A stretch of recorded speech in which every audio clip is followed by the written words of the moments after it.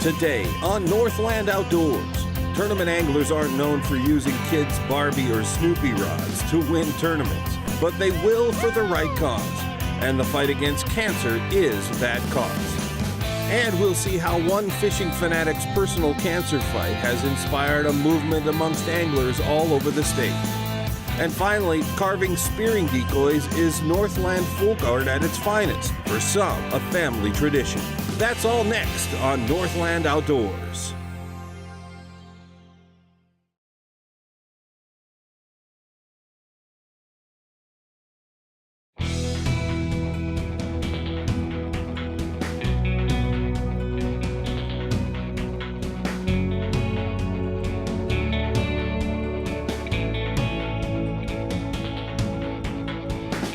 Welcome to Northland Outdoors. I'm Brett Amundson, and we're here at Rice Lake in central Minnesota. It's part of the Mississippi River, and what swims in the Mississippi River? 119 different fish species. Now, anglers here will target mostly walleyes, smallmouth, muskie, pike, and catfish, and they'll do it with the latest and greatest gear, but not today. We've got the area's premier guides and tournament anglers hitting the water, armed only with a 3-foot kids rod and the luck of their favorite superhero.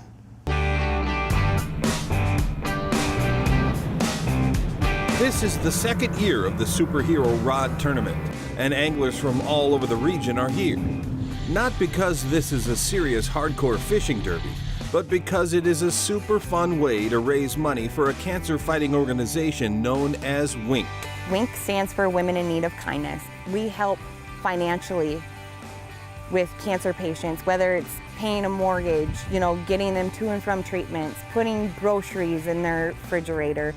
Stephanie Hurt is the founder of WINK and is also a lifelong avid angler. Get my net, get my net, get my net.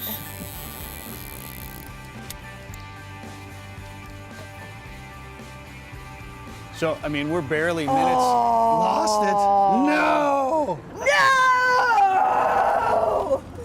Superhero couldn't get it done.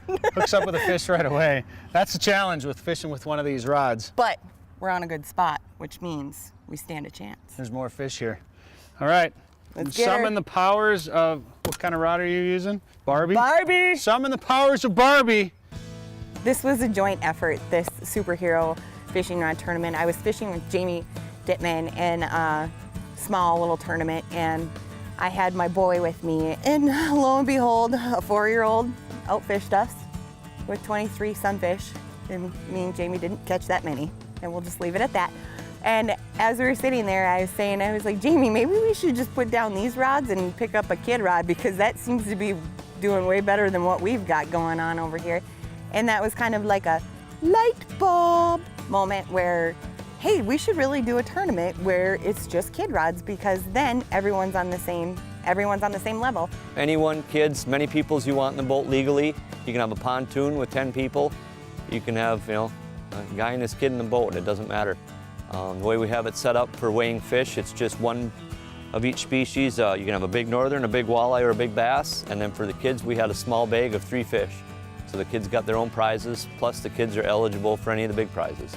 And the best part about this tournament is there are pro guides, pro anglers here doing this, and you don't have to feel intimidated, because guess what? They're still using the same Snoopy style poles, and that puts everyone at the same level. You don't have to compete with somebody that has sponsors or anything like that, because this is the one tournament that sponsors don't matter, unless you're sponsored, of course, by Barbie or Buzz Lightyear or Elsa. I'm gonna call Disney and see if I can get sponsored by Frozen. The WINK Superhero Rod Tournament is all about fun and a great cause. But anytime you put this many serious anglers on the water, they're gonna want to catch fish. That's never easy, especially on this day. Steph's hooked up with herself. Uh-oh. We got a little bit of an issue here, huh?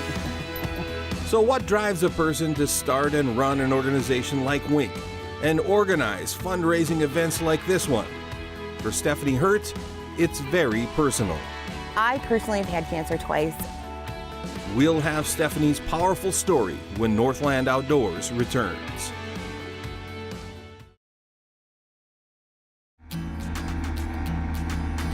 The second annual Wink Superhero Rod Fishing Tournament is underway, and despite the handicap of using a 2-foot plastic toy rod, the competitors are finding ways to catch fish.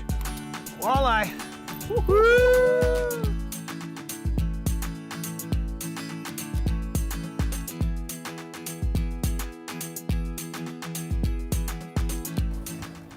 Catfish. Yahoo! Stephanie Hurd is the founder of both Wink and this tournament. We met Steph last fall on a late-season hunt for smallmouth bass and discovered one of the most powerful stories of courage we have ever heard.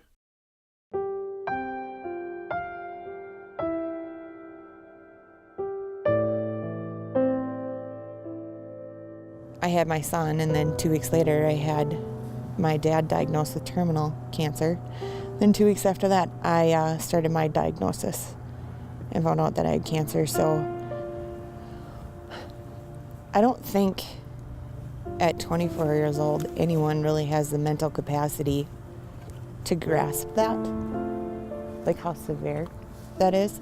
Because let's be honest, at 24 years old, you have other priorities in life, right? You're still figuring life out, having fun, doing your thing. So when someone tells you that you have cancer and that it's very serious, I mean, you grow up really, really, really fast.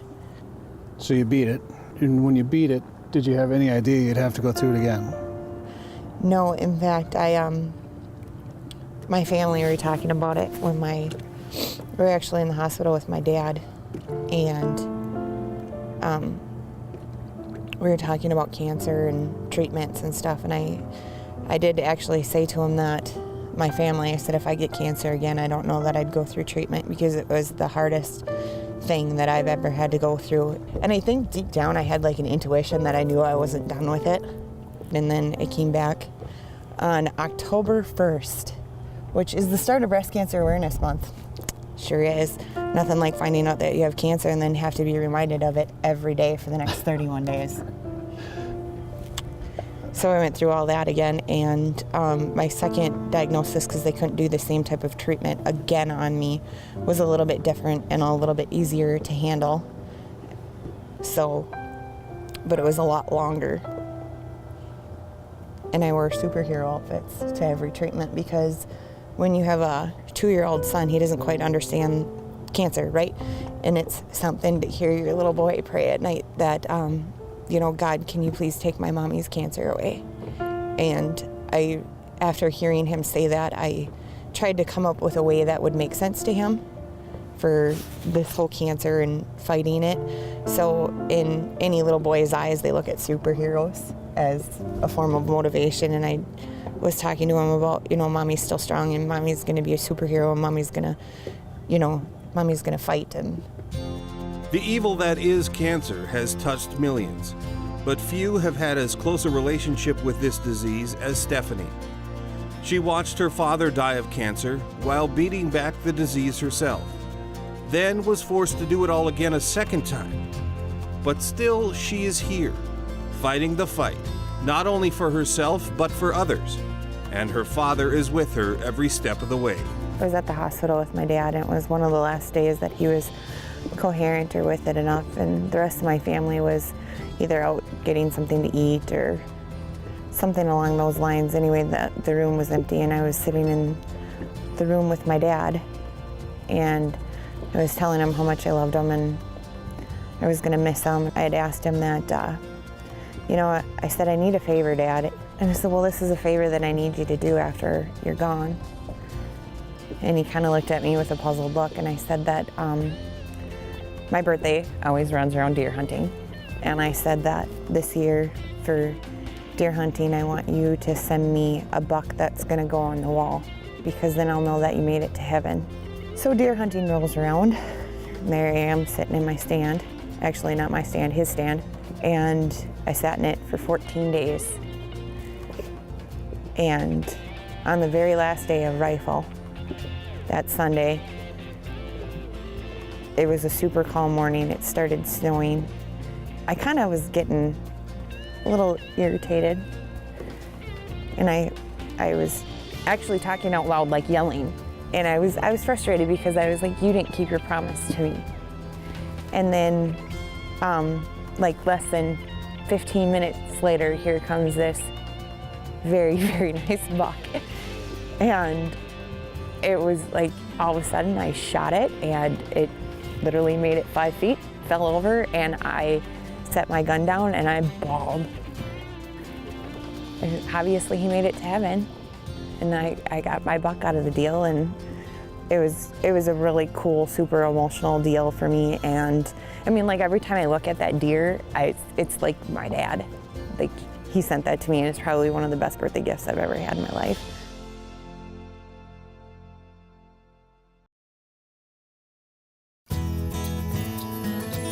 Catfish. Catfish.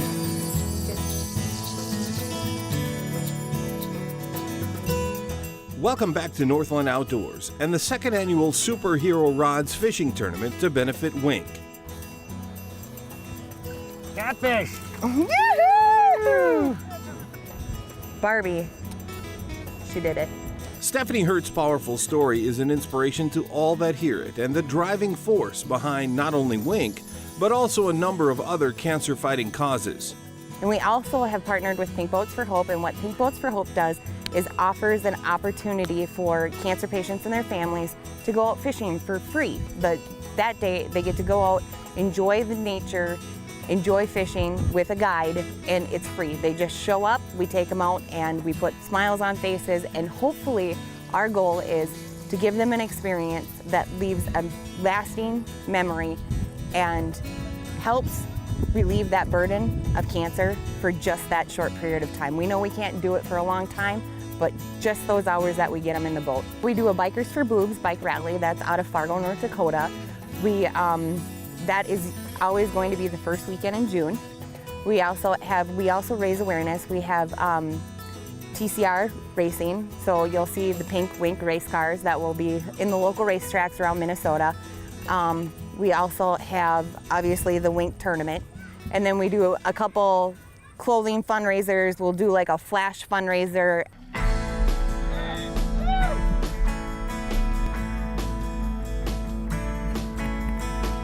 Back out on the water, it's easy to see that targeting big fish with a kid's rod and reel might be fun, but it's more challenging than you might think.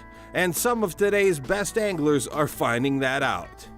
You set the hook and then you have to reel really fast to catch the line up and hope he's still got the hook set. And then you gotta try to get him to the boat, which is, there's no rod give, and playing with the drag, they're so cheaply made that you just hope you get them in without breaking the line.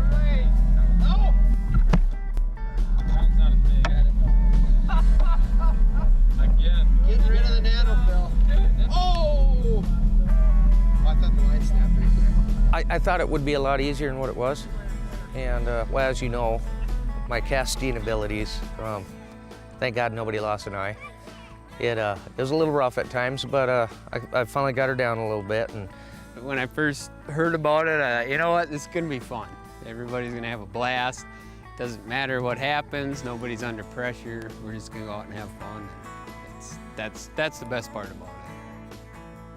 At the end of the day, not every fish in the Mississippi River was caught, but enough were to keep the scale busy and put a lot of smiles on a lot of faces.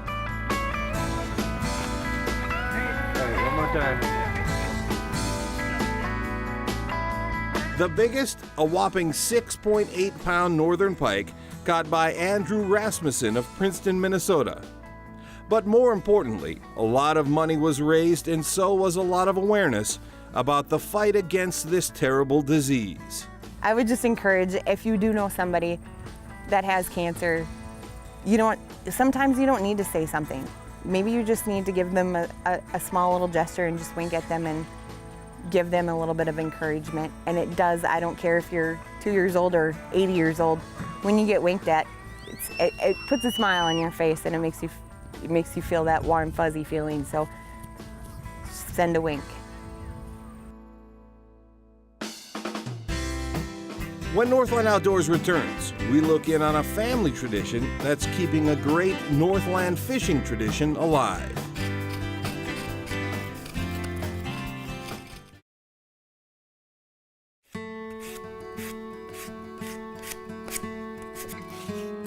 It's a typical evening in the Bethel home near Park Rapids, Minnesota. Hey, you got any homework tonight? You lucky kid. No football game on the TV, no video games on the PlayStation. Instead, the common din of the electronic age is replaced by the light rasp of a well-sharpened knife on wood. Mark Bethel and his son Cole are spearing decoy carvers. I'm in the sand stage now, Dad. But they're not the first with the Bethel name. In fact, this family has been creating fishy folk art for 5 generations. Just the way the generations have done it. None of my grandfather, my great-grandfather, my dad used anything other than a knife. I sit there and I think about it, because I'm sitting at the dining room table where my grandpa would have sat at a dining room table and thinking about how he did all his carving and stuff. And when he sanded his decoys, he'd use a piece of glass.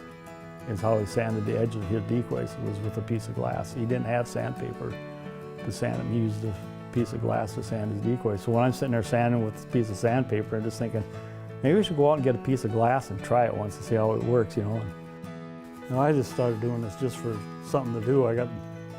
You get laid off from work in construction because we didn't have enough inside work or groundwork done to do outside. So I just went over, grabbed stuff from Dad and Mom's over there and started doing it. And now I'm sitting here. I'm looking for the 200th one.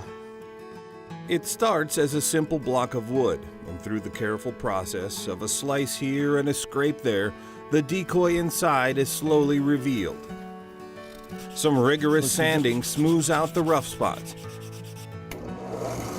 Then the bottom of the decoy is drilled out to make room for molten lead. You got to get the feel of how far down you got to go too, because you don't go deep enough, you don't get enough lead in it and it don't sink. It's hot enough there. You got it. You want to just get it so you got a little bit of room for the putty. That might be too much there. Hand-cut metal fins are attached. A little putty fills in the holes, and finally it's off to the paint booth. When I start painting them, you don't know what color it's going to be when it comes up here, like the watermelon one. This was just green on the top, and I brought it up to the wife, and I said, look at this one. And she says, oh, that'd be good if it was watermelon. And I already decided I was going to do that to it. So I went back downstairs, painted the pink on the bottom, and then she comes up and she puts all the dots and stuff on it, and it was watermelon. The big attracted one that we get is everybody really likes is a red and white colored decoys. The red tip and the white body. And then we do different designs and stuff on the side. That's just black and white there. My wife does a yellow and black line on them too, so on them there. So you don't really know what I'm going to bring upstairs. It's always a hit and miss when I decide what color I'm going to bring up. So. Is that you mean? Back one's too, or? Go for it. Now we'll leave them white. To complete this all-in-the-family process, Mark's wife takes over, attaching the eyes and doing the detail painting, making each Bethel decoy a family project from start to finish.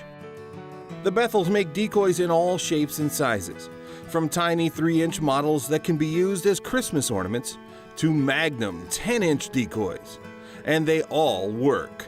One of my friends that I sold to in school, he bought a 10-inch Northern, and it was a regular decoy, but we painted it a Northern color, and I sold it to him. And after that weekend, the Monday after the weekend, he comes in and he comes straight to me and he's like, I speared one off that 10-inch. And I'm like, well, how big? And he said it was a 30-inch Northern. I'm like, holy crap, I didn't think you would get it that big, but it's nice to know that they're working and stuff, and that's the kind of comments I like to hear.